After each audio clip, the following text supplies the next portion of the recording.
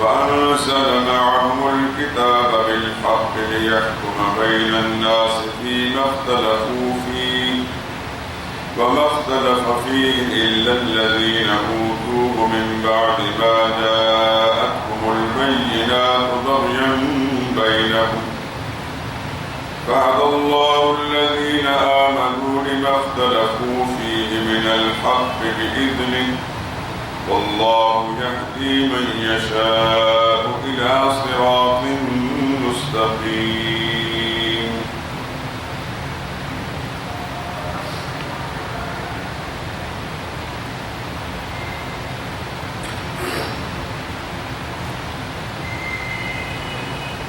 كان الناس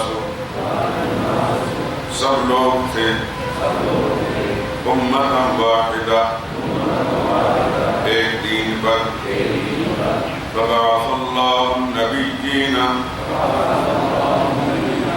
پھر اللہ نے نبی بھیجے مبشرین خوشخبری سنانے والے ومنذرین اور ڈرانے والے وانزل اور اتاری معهم الکتاب ان کے ساتھ کتاب بالحق سچی لیحکم تاکہ فیصلہ کرے بین الناس لوگوں میں فیما اختلفوا فیہ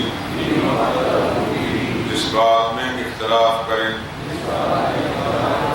وما اختلف فیہ اور نہیں اختلاف کیا اس کتاب میں الا الذین مگر انہی لوگوں نے اوتوہ جن کو کتاب ملی تھی من بعد ما جاءتهم البینات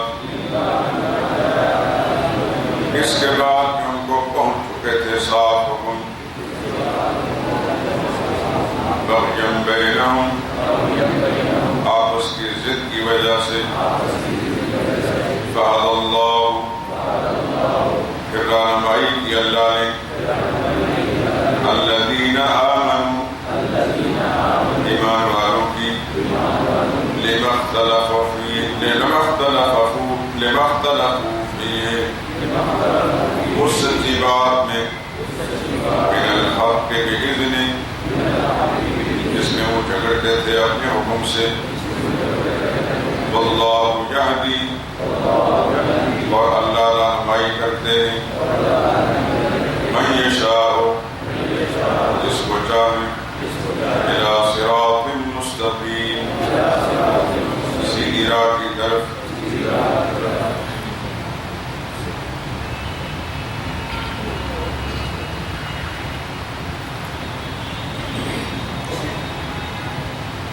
پہلے آپ پڑھ چکے ان آیات کریمہ میں جہاد کی ترغیبات ہیں 5 ترغیبات اس سے پہلے ان کا ذکر ہو چکا اس آیت کریمہ میں 6 ترغیب ہے اور اس کے بعد آیت نمبر 214 کے اندر آخری اور 7 نمبر کی ترغیب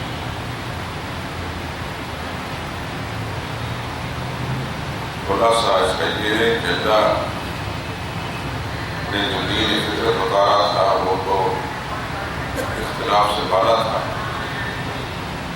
لیکن بعض لوگوں نے ضد ہمدردی اور عناد کی بنا پر جان بوجھ کر اختلاف پیدا کیا ان کی بیعت کرنی ضروری ہے ان کے خلاف جہاد کرنا لازمی ہے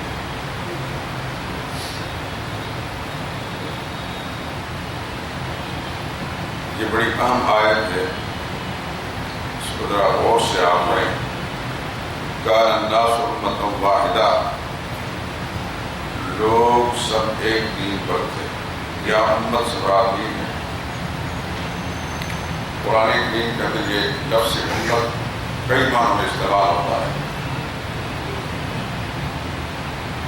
دین ایک معنی میں بھی استعمال ہوتا ہے جیسے یہاں آپ دیکھ رہے ہیں شاہ القادر شاہ اور شیخ احمد رحمہ اللہ سب نے یہی معنی کیا ہے اور ہے بھی یہی امت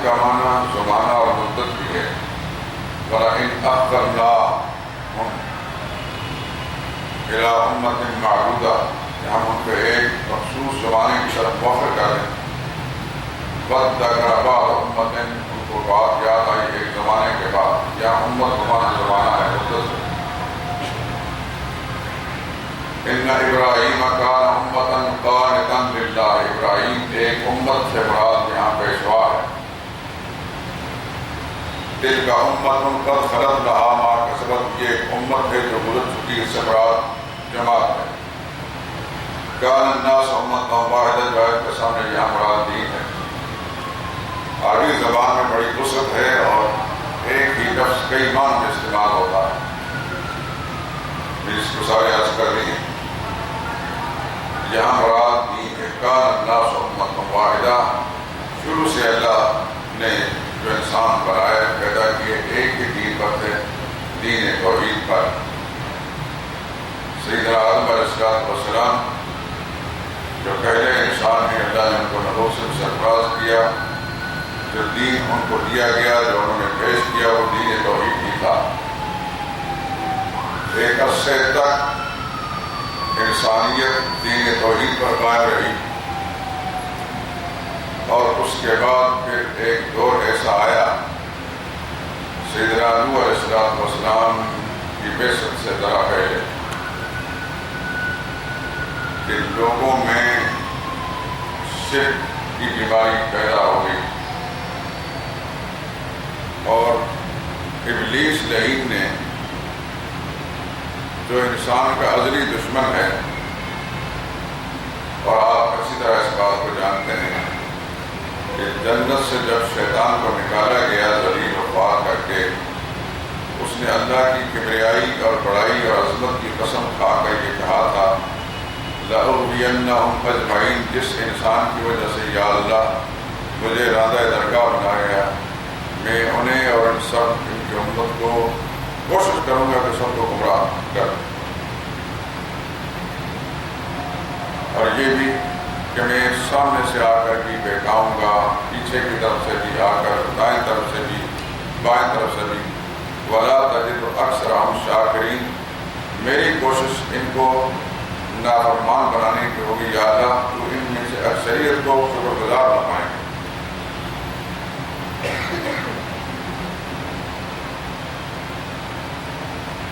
آگے غالباً سورہ نساء میں آئے گا کہ اس نے یہ قسم کھا کر کہا کہ میں اس آدم کو، ان کی اولاد کو وَلَأُمَنِّيَنَّهُمْ، طرح طرح کی آرزوئیں دلاؤں گا اور ان کو میں گمراہ کروں گا. وَلَيُبَتِّكُنَّ آذَانَ الْأَنْعَامِ، یہ جانوروں کے کان چیریں گے میری نیاز کے طور پر.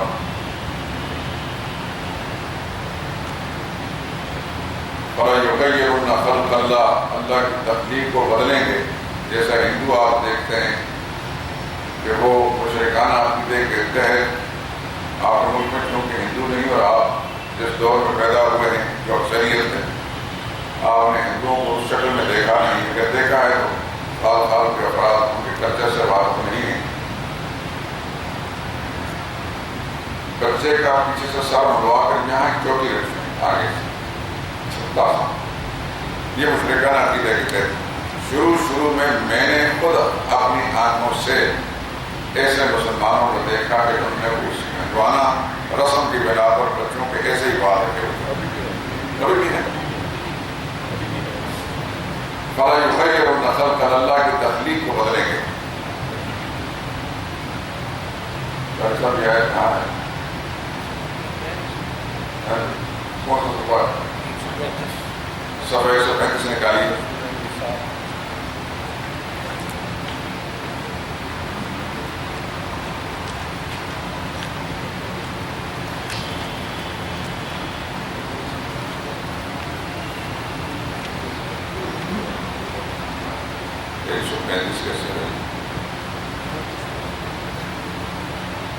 قاری صاحبان جو حافظ ہیں ان کو پتہ نہیں کہاں ہے.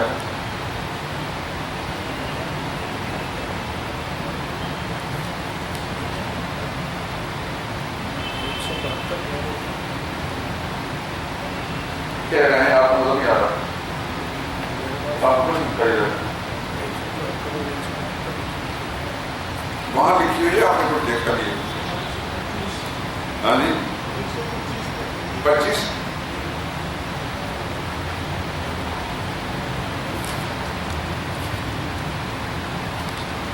ہاں صفحہ 25 آج سلیمان بھی جاگ رہا ہے۔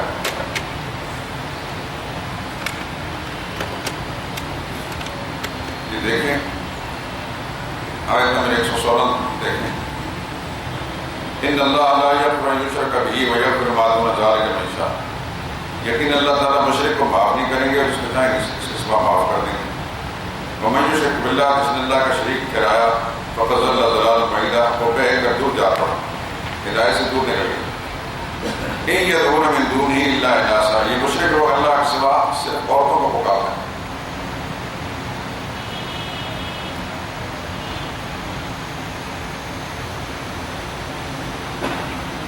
بہت سی دیویاں آج بھی آپ ہندوستان میں جائیں، میں تو خود دیکھ کر آیا ہوں ہندوستان میں کہ ان کے مندروں کے اندر بہت ساری دیویاں ہیں، جن عورتیں ہیں جن کو دیویاں سمجھ کر پکارتے ہیں۔ وَإِن يَدْعُونَ إِلَّا شَيْطَانًا مَرِيدًا، اللہ فرماتا ہے اصل میں یہ سرکش شیطان کو پکڑ، عورتوں نے کہا کہ ہمیں پکارو، شیطان نے ان کو ان کے باطل عقیدے کو ایسا مزین کر کے دکھایا کہ وہ ان کو پوجنا پکارنا شروع کر دیا۔ شیطان کے بارے میں فرمایا لعنہ اللہ، اللہ نے شیطان کو لعنت کی ہے۔ وقال، اور شیطان نے کہا تھا لأتخذن من عبادک نصیبا مفروضا، اے اللہ میں تیرے بندوں سے ایک مقرر حصہ لوں گا جن میرے نام کی نیازیں نکالیں گے۔ وَلَأُضِلَّنَّهُمْ، ان کو ضرور بہکاؤں گا، وَلَأُمَنِّيَنَّهُمْ، امیدیں دلاؤں گا، وَلَآمُرَنَّهُمْ، اور ان کو سکھلاؤں گا، فَلَيُبَتِّكُنَّ آذَانَ الْأَنْعَامِ، وہ چیریں گے جانوروں کے کان، وَلَآمُرَنَّهُمْ، ان کو سکھلاؤں گا، فَلَيُغَيِّرُنَّ خَلْقَ اللَّهِ، کی صورتیں دی ہوئی تبدیل کریں گے۔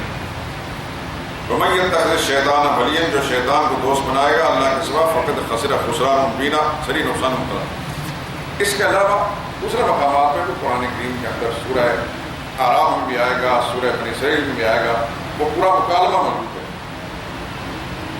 تو اللہ تعالیٰ نے فرمایا کہ تو جو مرضی کر لے، ان عبادی لیس لک علیہم سلطان، میرے بندوں پر تیرا زور نہیں چلے گا۔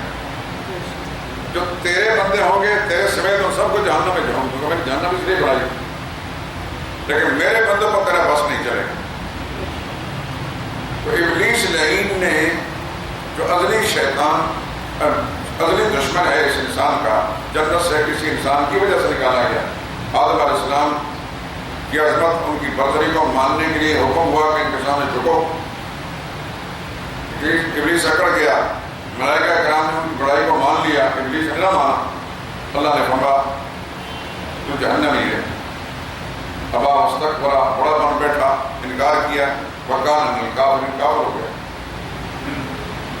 اب وہ خواب تھی، اللہ نے اس کو فرمایا کہ تم نافرمانی کی، اب تو جنت نہیں رہ سکتا، یہاں سے نکلنا پڑے گا، اخرج انک من الصاغرین، نکل جا تو بڑا ذلیل ہے، وَإِنَّ عَلَيْكَ لَعْنَتِي إِلَىٰ يَوْمِ الدِّينِ، قیامت کے دن تک تم پر میری پھٹکار لعنت پڑتی رہے گی۔ قال فبما أغويتني، کہتا ہے اللہ تیری بڑائی کی قسم، جس کے سبب سے مجھے گمراہ کیا ہے میں ان کو گمراہ کر دوں۔ اس وقت سے خواب ہے اس کے دل میں اور قیامت کے دن تک رہے۔ چنانچہ ایک عرصے تک آدم علیہ السلام کی اولاد کے اندر ہدایت دی رہا۔ نوح علیہ السلام کا قریب قریب زمانہ تھا، بیست ہو چکی تھی یا نہیں ہوئی تھی، کہ ابلیس نے ایک عرصے سے اس انتظار میں تھا کہ کس طرح میں سے انسان گمراہ کرو، چنانچہ عقیدت کے راستے سے، محبت کے راستے سے شرک داخل کیا۔ وہ ہوا یوں، حدیث کی کتاب بخاری وغیرہ میں آتا ہے کہ 5 بزرگ تھے، ایک نبی اور 4 بیٹے نبی کے، تو چاروں بیٹے اللہ کے ولی تھے۔ ولی تھے حضرت نبی تھے حضرت شیس علیہ السلام، شین یہ اور تھا شیس علیہ السلام اللہ کے پیغمبر تھے، اور ان کے 4 بیٹے تھے، 4 ہو گیا ان کا۔ لوگوں کو ان کے ساتھ محبت تھی، اور آپ جانتے ہیں کہ اللہ کے بندوں، نیک بندوں سے لوگ محبت ہوتی ہے۔ آج بھی اللہ کوئی نیک بندہ ہو تو ہر مسلمان کو اس کی محبت ہوگی اور ہونی چاہیے، خیر تمہیں یاد نہیں رہا، ٹھگ کے ساتھ بھی لوگ محبت کرتے ہیں، ٹھگوں کو لوگ ولی اللہ سے جوڑتے ہیں، چمٹے بجانے والے وہ ولی اللہ بنتے ہیں، لیکن ولی اللہ وہ نہیں ہوتا.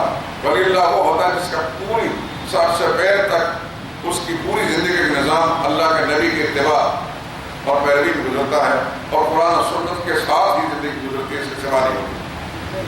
جو نماز نہیں پڑھتا ساری زندگی بدبودار رہتا ہے، اجڑا ہوا، اور اس کو اللہ کا ولی سمجھ بیٹھے، یہ بھی شیطان کا بہکاوا ہے. جس وقت ان 5 بزرگوں کے ساتھ حضرت شیش اور ان کے 4 بیٹے جن کو قرآن کریم میں آگے سورہ نوح میں آئے گا، ود، سوار، یغوث، یعوق، نصر، یہ ود حضرت شیش علیہ السلام کا لقب تھا، نام ہے، اور ان کے 4 بیٹے سوار، یغوث، یعوق، نصر. امام بخاری نے لکھا ہے اسماء رجال صالحین من قوم نوح، نوح علیہ السلام کی قوم کے نیک بندوں کے یہ نام. چنانچہ جب تک وہ زندہ تھے لوگوں کے ساتھ محبت کرتے تھے، اٹھتے بیٹھتے، آنے جاتے جاتے خدمت کرتے. جو ہی وہ فوت ہوئے تو شاید ان کی جدائی لوگوں کو ناگوار گزری. جیسے کہ آپ جانتے ہیں کوئی محبوب فوت ہو جائے، ماں باپ ہو، استاد ہو، فیکٹر ہو، دوست ہو، تو انسان کو کس قدر کا صدمہ ہوتا ہے. چنانچہ ان کا فراق اور ان کی جدائی لوگوں کو بڑی شاک گزری، ناگوار گزری، تو روتے رہے ان کی جدائی میں. شیطان ہمدرد کے بھیس میں آ کر لوگوں کو یہ سبق پڑھایا کہ آؤ تمہارے دل کی تسلی کے لیے میں ایک طریقہ بتاتا ہوں کہ ان کی تصویریں بنا لو، مورتیاں. اب تو کیمرے کے ساتھ تصویر بنتی ہے، اس زمانے میں شاید کیمرے ایجاد نہیں تھے، لوگ پتھروں پر سخت چیزوں کے اندر تراش کر کے شکلیں بنا دیتے تھے. اب بھی ہندوستان کے اندر مندروں کے اندر جائیں، آپ کے عجائب گھر کے اندر بہت سی مورتیاں پڑی ہیں پتھروں کی بنائی، جن کو ثواب استعمال کر رہا مسلمانوں نے. وہ مسلمان جس کو بت شکن بنایا گیا تھا وہ بتوں کو محافظ بنا ہوا. اللہ اکبر. چنانچہ ان کی مورتیاں بنا لی گئی اور سامنے ان کو رکھتے تھے، دیکھ کر کچھ نہ کچھ تسلی ان کو ہوتی رہتی. ایک عرصے تک تو صرف ان کو عقیدت محبت کا مرکز سمجھا. وہ نسلیں ختم ہوئی، نئی نسلیں آئیں تو شیطان نے نیا سبق پڑھایا کہ تمہارے بڑے ان کو پوچھتے تھے، یہی ہے کہ حالت آباد یہی مشکل کے ساتھ. چنانچہ وہاں سے شرک شروع ہوا تو پھر پہلے پیغمبر دنیا میں حضرت نوح علیہ السلام نے جو شرک کی بہتری کے لیے اللہ پاک نے محفوظ فرمایا. آپ سارا قرآن کریم پڑھ لیں، جہاں بھی شرک کے خلاف پیغمبروں کی دعوت تبلیغ کا مسئلہ شروع ہوگا سب سے پہلے نوح علیہ السلام کا نام آئے گا. نوح علیہ السلام آدم علیہ السلام کے بعد آنے والے پیغمبروں سے مشہور پیغمبر نوح علیہ السلام جنہوں نے شرک کے خلاف کام کیا. اب ذرا وہ سورہ نوح بھی نکال لیجیے. قاری صاحب فوراً بتایا کریں صفحہ کہاں ہے. بہت 12 میں ہے 740.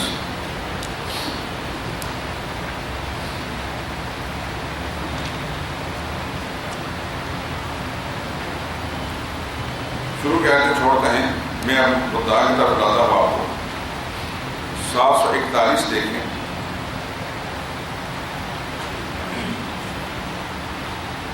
اس صفحے کی آخری 2 سطریں،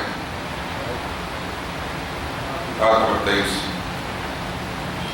وَقَالُوا لَا تَذَرُنَّ آلِهَتَكُمْ. نوح علیہ السلام کی قوم کے لوگ کہنے لگے لا تذرن، مت چھوڑنا، آلہتکم، اپنے معبودوں کو،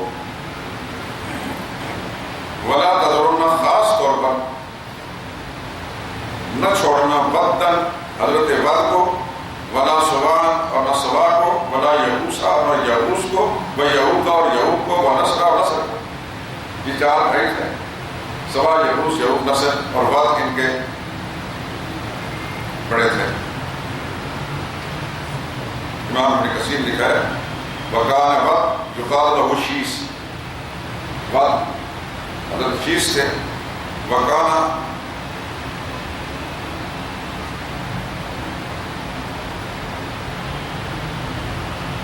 صبغته وغدته له صبا یغوث یعوق نصر، ان کے بیٹے تھے صبا یغوث یعوق اور نصر، تفسیر میں کثیر میں امام بخاری نے کتاب تفسیر کے اندر لکھا ہے قصبہ و رجال صالحین من قوم لوط علیہ السلام کی قوم کے نیک بندوں کے نام ہیں۔ فاما علقوا، جب یہ فوت ہو گئے، اور شیطان الی قومہم، شیطان نے اپنی قوم کو یہ سبق پڑھایا ان انصبوا الی مجالسہم، کہ ان کے بت بنا لیے جائیں اپنے بیٹھکوں کے اندر، کام یہ جلسون جہاں بیٹھتے تھے، وسموها باسمائہم، اور ان کا نام رکھ لیے گئے، یہ حضرت بات ہیں، حضرت سبا ہیں۔ ففعلوا، انہوں نے ایسا کام کیا، فلم توبت حتی اذا ہلک اولئک وتنصر العلم عبدت، چنانچہ اگلے مرے اور نئے آنے والے ان کی پوجا کرنے شروع کر دیں۔ یہ ہے شرک کی تاریخ۔ تو اللہ فرماتے کان الناس امۃ واحدہ، شروع سے لوگ ایک دین پر تھے، دین توحید پر، بعد میں جب ان کے اندر اختلاف پیدا اور شرک آیا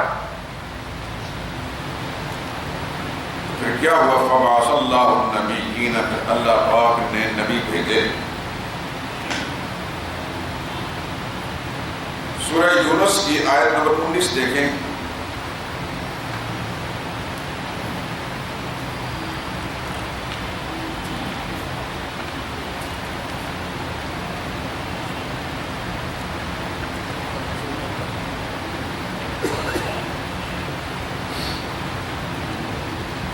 صفحہ 271۔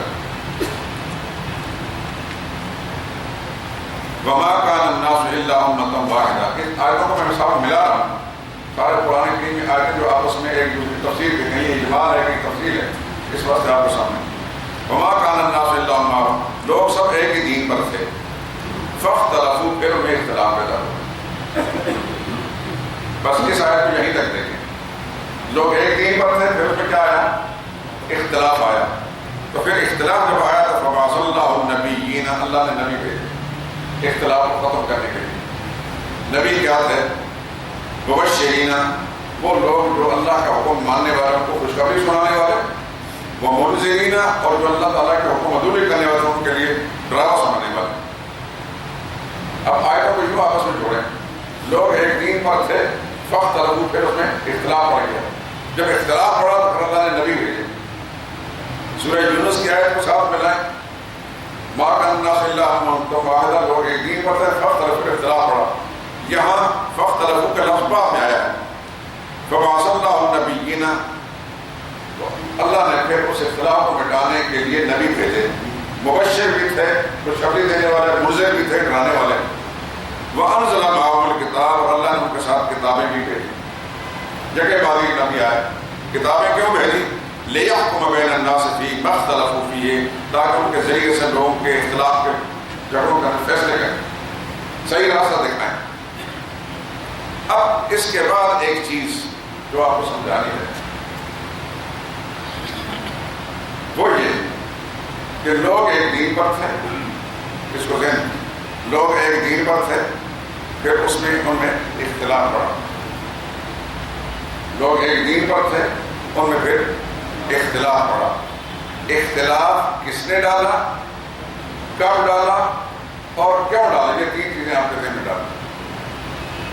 لوگ ایک دین پر تھے، پھر ان میں اختلاف آ گیا، خود وجہ معلوم ہوگی اختلاف کس نے ڈالا، ابلیس نے، ان کے وسائل سے۔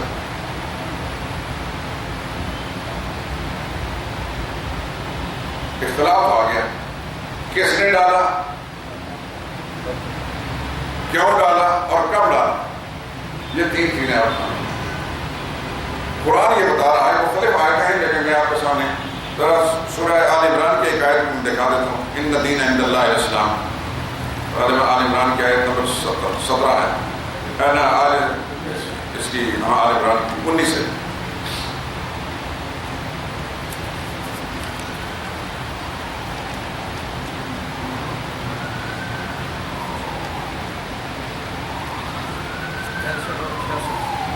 سب ہم 66 دیکھیں،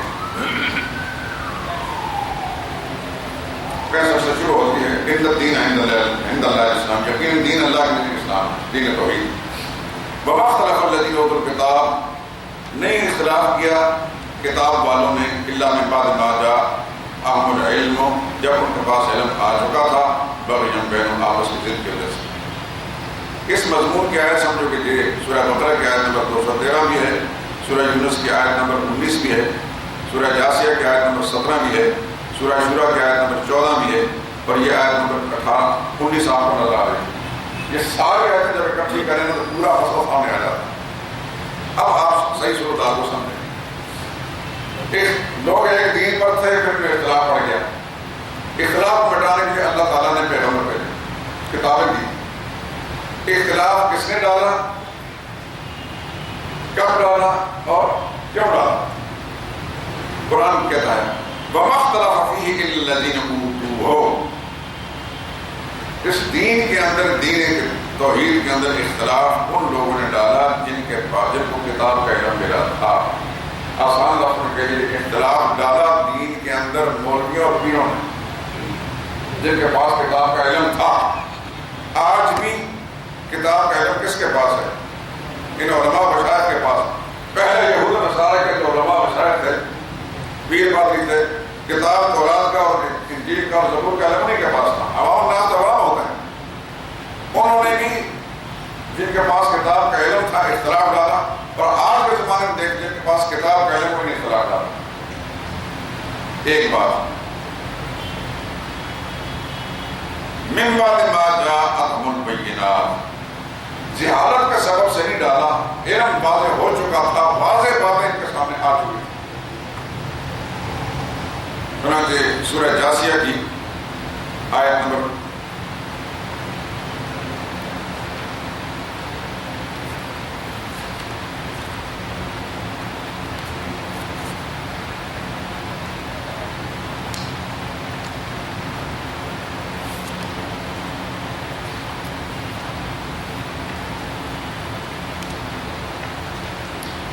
648 دیکھیں۔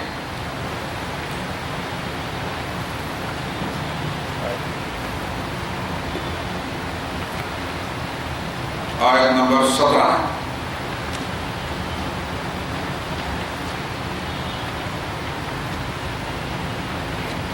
فَمَا اخْتَلَفُوا إِلَّا مِن بَعْدِ مَا جَاءَهُمُ الْعِلْمُ، انہوں نے اختلاف نہیں ڈالا، پھوٹ نہیں ڈالا، اس وقت ڈالا جب ان کے پاس علم آ چکا تھا، یعنی کتاب کا علم ہوا تھا۔ مولویوں نے اور پیروں نے، علم والوں نے اختلاف ڈالا۔ یہاں بھی آگے لفظ بغیم بینہم، یہی بغیم بینہم یہاں بھی آپ کے سبق کے اندر اختلاف ڈالا۔ کس نے ڈالا؟ کتاب کا علم رکھنے والوں نے۔ کب ڈالا؟ جان بوجھ کر، جہالت سے۔ ان کے پاس بینات صاف حکم آ چکے تھے۔ کیوں ڈالا؟ بغیم بینہم، آپس کی ضد کی وجہ سے۔ اس وقت بھی آپ جو کچھ منظر دیکھ رہے ہیں سین کی بات ہے۔ یہود و نصارہ میں ایسا تھا، اس سے پہلے لوگوں کے اندر کیسے تھا؟ قرآن کے لیے ساری قوموں کے حالات بیان کرتا، لیکن یہ چیز ایک جیسی ہے۔ 30ویں پارے میں سورہ بینہ ہے، اس کو ذرا دیکھ لیں۔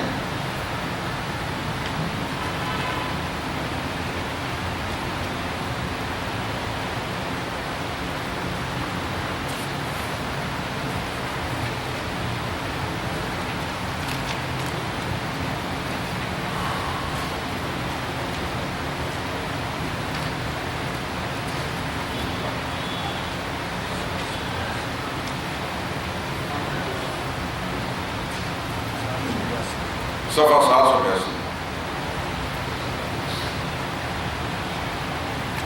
اس کی آیت نمبر 4 دیکھیں۔ وَمَا تَفَرَّقَ الَّذِينَ أُوتُوا الْكِتَابَ،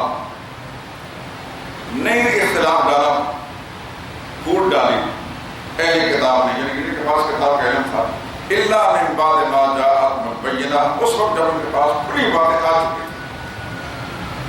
تھی۔ کتاب والوں نے اختلاف ڈالا، علم آ جانے کے بعد ڈالا۔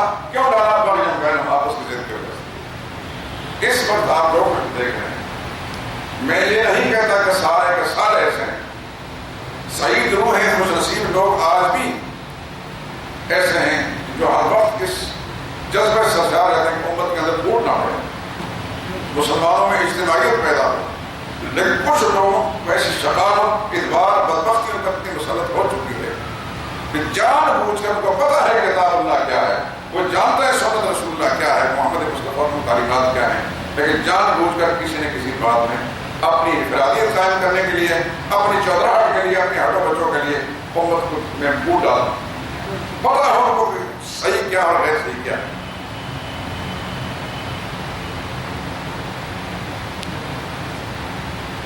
آپ کوئی بات کو قرآن سے پیش کریں گے، وہ ہزاروں دلائل اس کے توڑ کے لیے کھڑے ہو جائیں گے. خوف خدا سے بے نیاز ہوگا.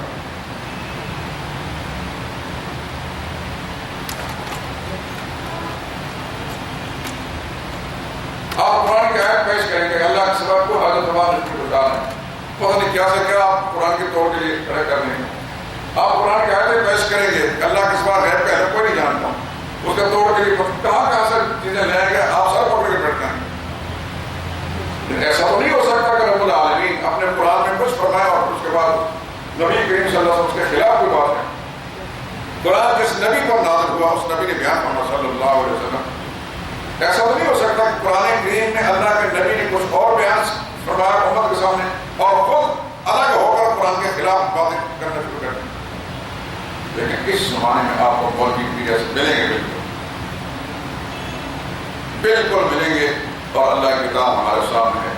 الفیہ کہتے ہیں کہ اللہ کے خوف سے اتنے بے نیاز ہو کر بے شرمی کے ساتھ قرآن کا توڑ پیش کرنے کی کوشش کریں گے، عوام الناس کو گمراہ کرنے کے. لوگ چونکہ ان کی حقیقت میں آئے ہوتے ہیں، یہ ہمارے حضرت صاحب ہیں، بس ان کی اس اندھی عقیدت سے غلط فائدہ اٹھا کر اپنے آپ کو جہنم کے اندر بنائیں گے، لیکن ساری امت کو غلط راستے میں بنائیں گے. صرف کیوں کہ ایک تو ہماری چودراہٹ ہماری نموداری ہے، دوسرا ہماری آمدنی نظرانے چھپانے میں ہی گاڑی سارے کریں.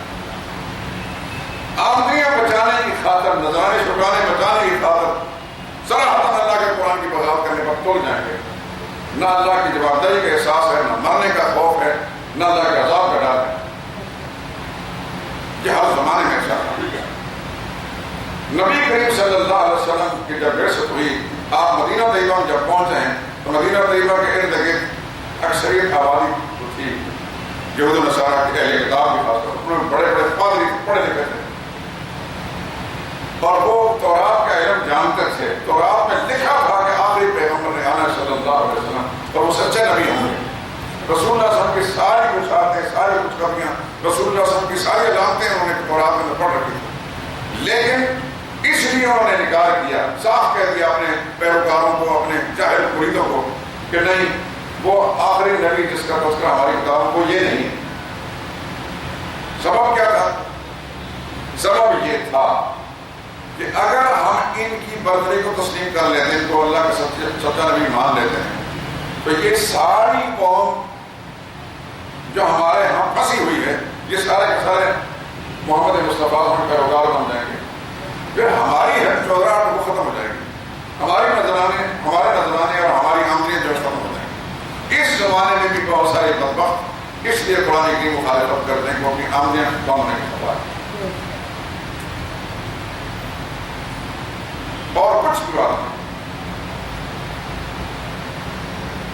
قرآن ایک ایسی روشن اشارہ ہے، حق حق ہے، باطل باطل ہے، حلال اور حرام کی تمیز کر کے قرآن بتاتا ہے. لیکن اللہ کے خوف سے جب انسان بے نیاز ہو جاتا ہے تو پھر قرآن کریم میں تحریف کرنے سے باز نہیں آتا.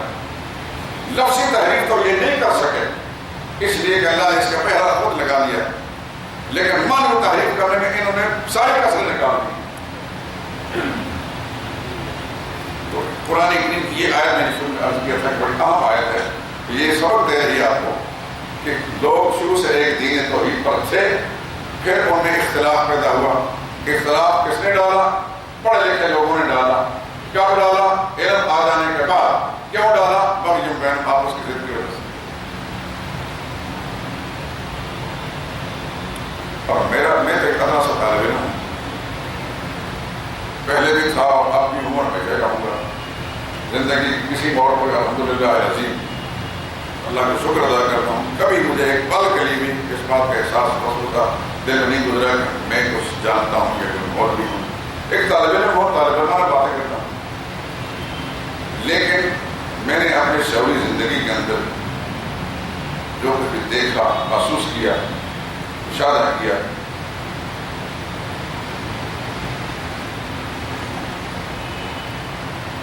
ایک بڑا طبقہ صرف اس مرض میں مبتلا ہے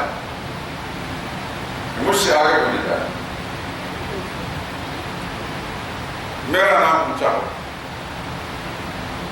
پوسٹر کے اندر میرا نام چھوٹا کیوں لکھا ہے، میرا نام اوپر کیوں نہیں ہے؟ میں کیا باتیں کہ وہ کہتے ہیں دانا لوگ کہتے ہیں اپنا کپڑا اٹھاؤ خود ننگا ہوتا ہے. میں اس وادی کے اندر قدم رکھ چکا ہوں، میں نے دیکھ لیا ہے بہت سارے. آپ بھی دعا کریں گے، دعا کریں خدا ہمارے دین ایمان کی حفاظت فرمائے اور اس شخص سے فتنہ سے اللہ ہم سب کی حفاظت فرمائے. لیکن خدا کی قسم کھا کر کہتا ہوں، قرآن کے سامنے ہے کہ میں نے بڑا قریب ہو کر دیکھا بہت کم لوگ ہیں جن کے دل میں احساس ہے کہ اللہ نے ہم سے اس کتاب کے بارے میں پوچھنا ہے. مرنا ہم نے ہے، کل اپنے کوٹھی قبر میں جا کر ہم نے لیٹنا ہے، اللہ کی بارگاہ میں جائیں گے. اللہ نے ہم سے پوچھنا ہے کہ تمہیں یہ کتاب کا علم دیا تھا کہ قوم کو تم نے کیا سمجھایا. کوئی خوف نہیں اس بات کا، اللہ کی قبر کا کوئی ڈر نہیں. بس اس دنیا میں ہماری جو واہ ہو رہی ہے وہ واہ جاری رہے، ہماری اٹوبت ہو، ہمارے نذرانے شکرانے، ہمارے مندوں کی فوج پر بہت آگے پیچھے رہے، ہمارے ہاتھ منانے والے ہاتھ سننے والے، اس میں فرق نہ پڑے.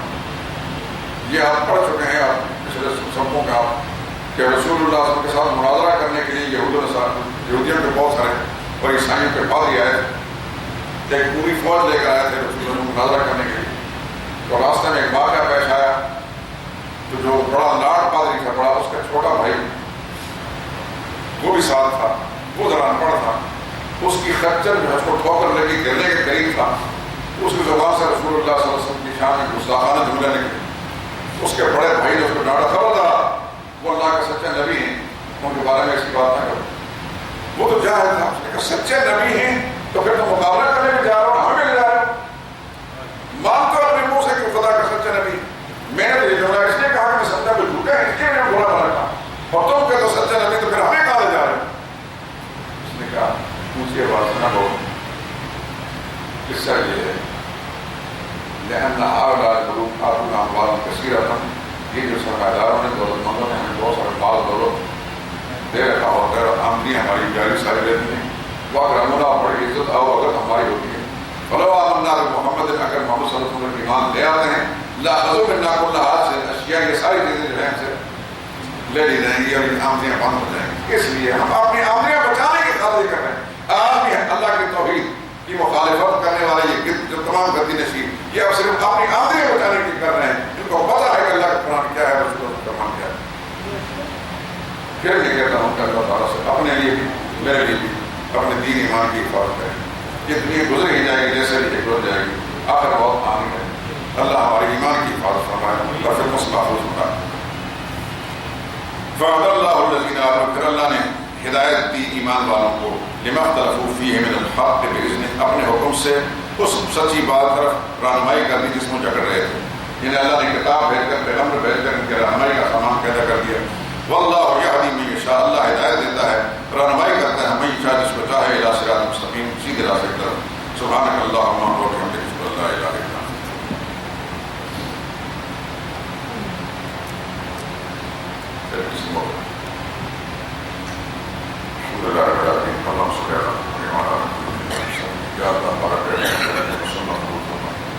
اللہ تو اپنے دین کی صحیح سمجھتا فرما. یا اللہ یہ فتنوں کا زمانہ ہے، ان فتنوں میں یا اللہ ہماری بھی دین ایمان کی اور ہمارے اہل و عیال، ہمارے خاندانوں کی، بچوں کی، آنے والے نسلوں کی، یا اللہ کی دین ایمان کی حفاظت فرما. یا اللہ سچ کیا ہے تو جانتا ہے، تیری کتاب سچی، تو سچا، تیرے نبی سچے، تیرے نبی کی تعلیمات سچی. یا اللہ ہمیں پورے شعور کے ساتھ اس سچائی کا کے ساتھ جڑنے کی اور اس کی اتباع پیروی کرنے کی توفیق نصیب فرما. یا اللہ حق کو حق کی شکل میں سامنے لا کر اس کی پیروی نصیب فرما اور باطل کو باطل کی صورت میں ہمارے سامنے واضح کر کے اس سے بچنے کی توفیق نصیب فرما. یا اللہ سب کی جائے اپنے پوری فرما، سب کی مشکلیں آسان فرما. الہ العالمین جتنے ہمارے دوست دنیا سے چلے گئے، یا اللہ سب کو مغفرت فرما. جو بیمار ہیں یا اللہ سب کو شفا کام نہ آئے، اللہ نام سے اللہ نصیب فرما. سب کے گھروں کے اندر خواتین بچے ان کو مکمل طور پر سے عافیت نصیب فرما. سب کی پریشانیاں دور فرما. یا اللہ اس وقت پوری دنیا کے اندر تیرے دین کے خلاف، اہل دین کے خلاف تحریکیں چل رہی ہیں. اور اس کے منحوس اثرات ہمارے ملک کے اندر بھی پڑ چکے ہیں. یا اللہ آپ کے نعمت کے ساتھ دین جو ہے دین کی حفاظ فرما, مساجد مکاتب مدارس کی حفاظ فرما, اور قدریت عناصر جہاں بھی ہے یا اللہ ان کو وصولی جانتا ہے, ان کو ناکام کر دے, خائب و فاسد کر دے, ناپراد کر دے. یا اللہ اگر پھر ان کی ہدایت سننے پیدا فرما دے, اگر ہدایت